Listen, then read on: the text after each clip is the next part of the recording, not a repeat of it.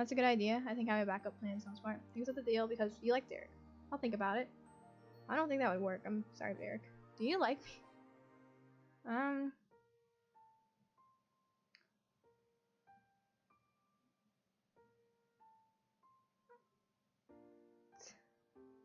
I do kind of want to know if he likes me. Because I have thought it. Have I ever overtly, like, just said to someone, do you like me, though? Ever? Or have they always just confessed to me? Yeah, I don't think I could ask, do you like me? I'll think about it. It's kind of a big decision for just being put on the spot. Yeah, sure, don't worry about it. It was just an idea. Thanks for hearing me out and answering my question and stuff. I was a little worried that Derek wasn't happy. When he saw your face, he smiled encouragingly. It's okay. I promise, I'm not mad. I was just wondering. I'm sure things will be okay in the future, no matter what. He just nodded. You didn't spend much longer at the park after that. Derek didn't want to miss his dad, so you both made your way back to your street. After Derek went back home, you decided to settle in for the night. Stretching your arms over your head, you noticed the living room and the phone were free. You took it easy, you called Lee. I feel like with all the interacting with people, I need to chill. Like, I love Lee, but I took it easy. Evolved on the couch and wiggled until you were positioned just right, and you knew when it was perfect because all the exhaustion of the day started fading away.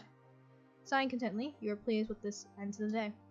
Looking at the clock on the wall, you saw that there was only about 10 minutes until your moms would be insisting you had to go to bed, so you could be rested enough for school.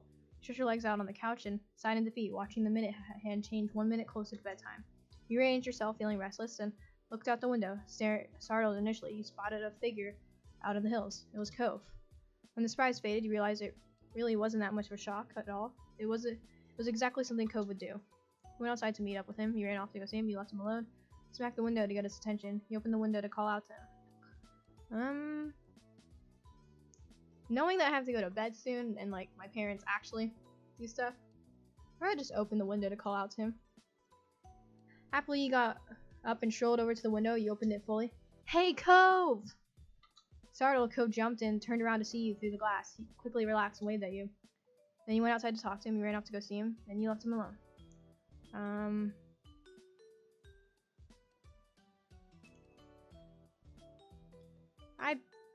I'm just gonna leave him. Then you left him alone. After that final little event, the time had come to call it a day. A few more minutes of nothing ticked by before your moms poked their heads into the living room. How are you? Hey, Z, ready to turn in? We just wanted to say goodnight before you got into bed. And we hope you had a great last day of summer. Maybe your first day of school tomorrow will be even better. Thanks, Mom. At that, you matched their warm smiles. You hoped the new school year turned out to be a good one. Before you knew it, you were getting comfortable under the covers in your room. Your mind couldn't help but still be buzzing with thoughts about the future.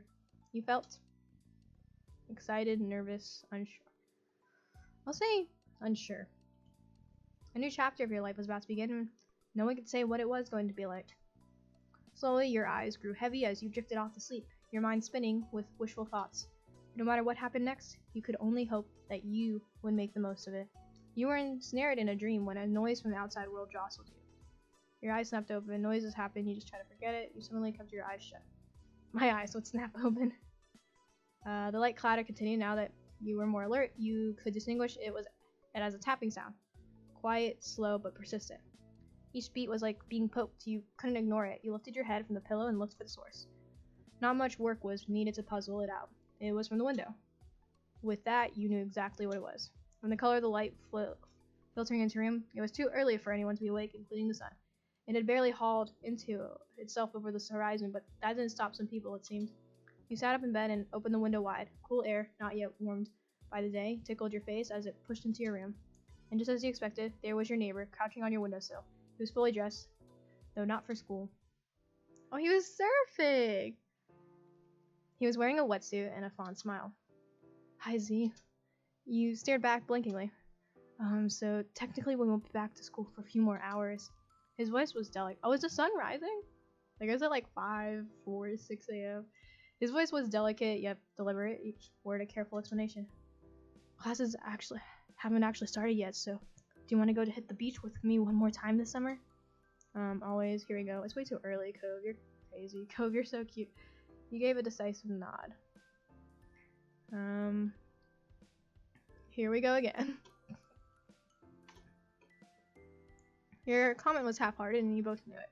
Only Cove would think of something like this, and that was part of what made him special to you. Cove chuckled conspiratorially, his smile widening. You rushed to get changed into something suitable while Cove climbed back down to ground level. Your limbs still half asleep, struggled somewhat as you attempted to coordinate them into a swimsuit, but you got there in the end. Soon you were tiptoeing out of your front door, clutching a towel. Cove was already there to greet you. Your eyes met Cove's gaze, darted to your destination and back to you. You checked the door, it was closed again, gave him a thumbs up, and the two of you leaped into action. Wordlessly, you began to run down the familiar path ahead, Cove beside you. The thrill of your illicit outing made you want to laugh. Not that you dared. If anyone in your family looked out and saw you, then your summer would be back to being over. One glance at Cove told you that he was exactly the same, holding back snickers for fear of being heard and caught. The towel streamed out from under your arm like a cape. You were running so fast downhill that simply keeping your balance and not tumbling down was a real threat. It just wasn't enough of one to make you slow your pace. For every step you took, the beach was a little closer and the day a little brighter. What lay ahead for you would arrive, and you're happy to meet it. Oh, is that? No, it's. I thought that would be the end. I guess, is it in the end? In between. Huh. Oh, I gotta. Oh, there we go. So now we be like, what? Like high schoolers? I don't know.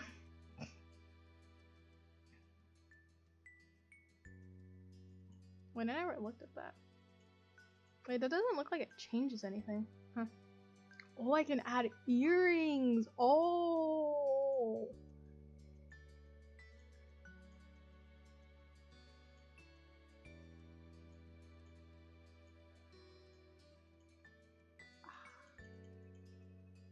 I think when I was at that age, I just had silver hoops.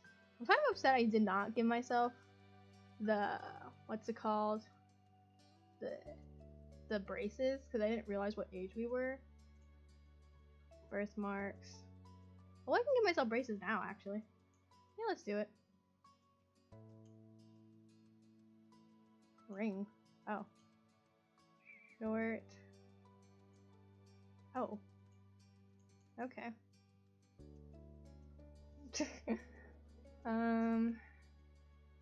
Long, short. Yeah, keep it short. Oh, let's look at this thing again. Yeah, keep it the same pretty much. Birthmark.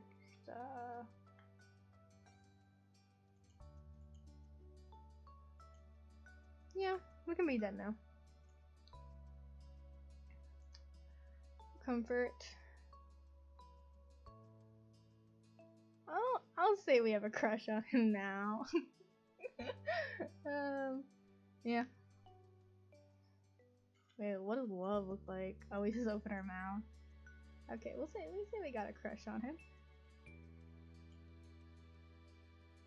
Yes. Let's look. I'll look at him. He brought his glasses back, weirdly. Oh. We're gonna change that.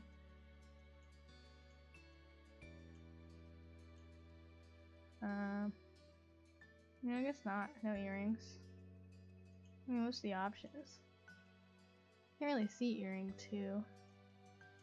Earring 1's kind of cute. But we'll keep it at that. Shirt 3. Oh, that's cool. Oh man, this one we got having style. Let's see.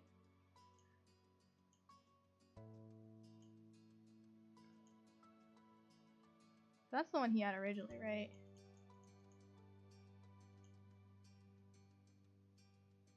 Left wrist. Oh, yeah. I got a necklace now. Okay, okay. Should I get rid of the glasses? No, we can have them with glasses too. Next page. Oh. We gotta change that shirt, buddy. He can like take his glasses off to sleep. Those are the options, huh?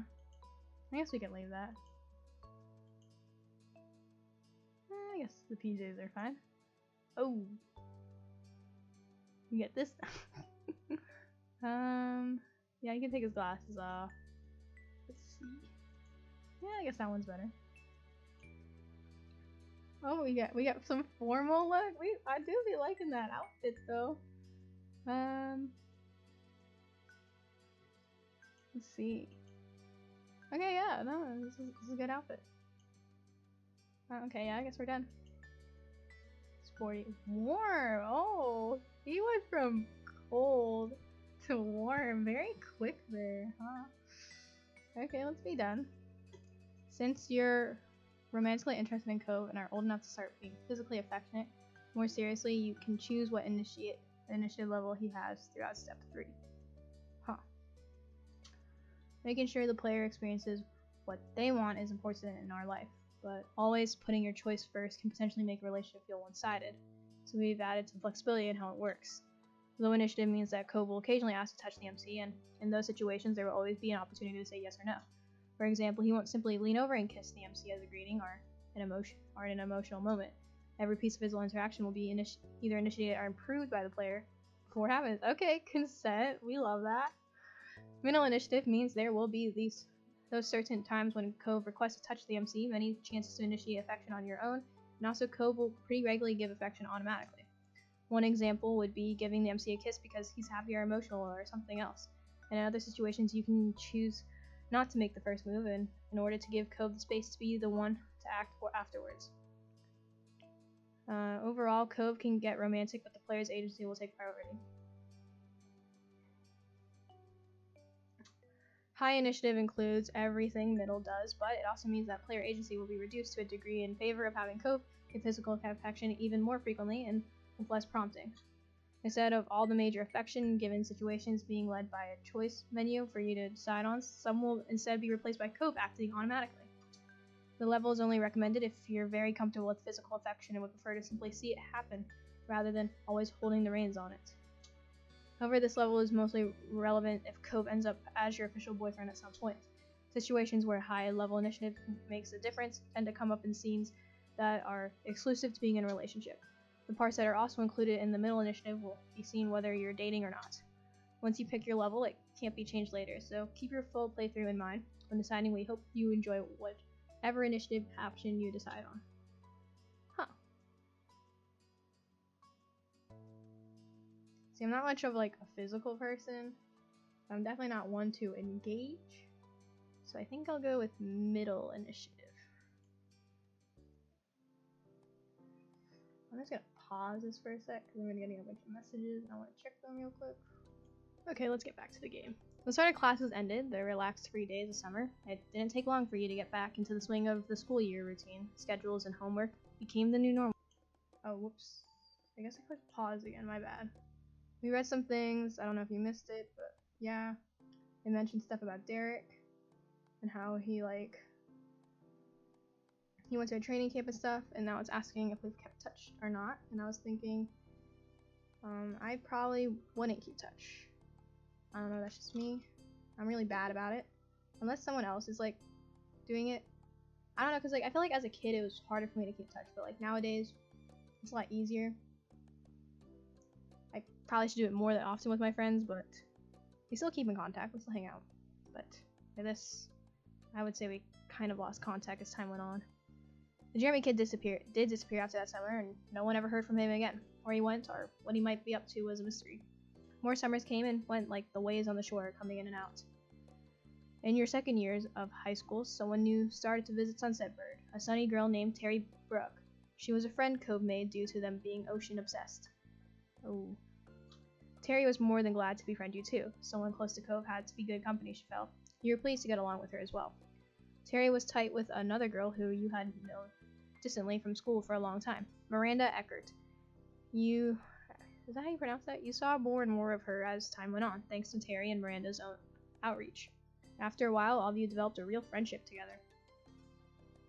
As for your home life, the Storms also had developments. Changing laws and public perception countrywide made it possible for your moms to openly wear their wedding rings without question. Let's go. Oh, though they had a wedding years ago, it was only recently that the union was officially recognized everywhere in the U.S. That was a good day to say the least. Is it 2015? The fact that I just know that off the top of my head. I'm pretty sure it was 20. No. It had to be before that, actually. Wait, hold up. When did gay marriage become legal? When did gay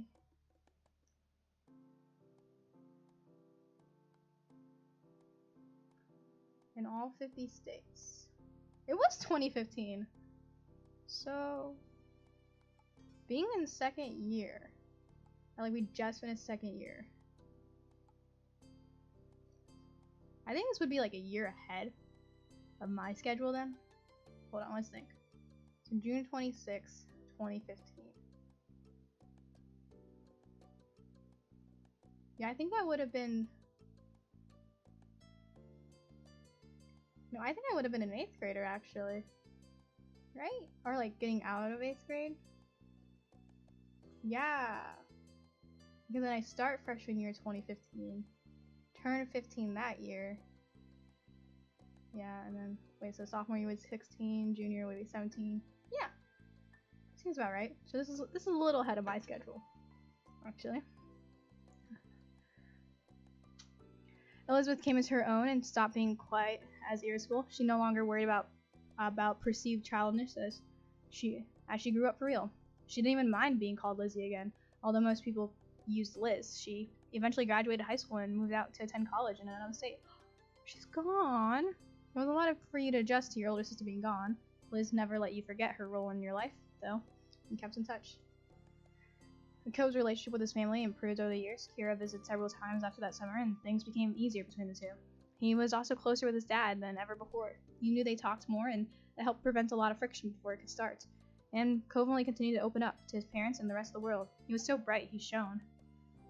He would willingly join conversation, make jokes, and put an effort not to use overly blunt phrasing.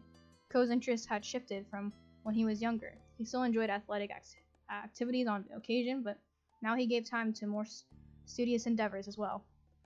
Things had shifted, and between you and Cove, you had been friends for years, but the closer you became, the more you felt for him. You didn't view him in a purely platonic way anymore. It was strange to look back on it all. The future faded into your present, and then it was simply the past. Even the most fundamental parts of your life couldn't last forever. You felt the most pointedly the day you inevitably graduated high school. Oh! Dang, I should not have clicked braces then. It was over, and you would not be going back ever again. From now on, what came next was your choice. You would be directing your own life. That was where you were currently, the summer after school had ended. The first summer of true freedom. This is definitely ahead of schedule for me. What used to be a reprieve from the typical was now going to be your first step into adulthood.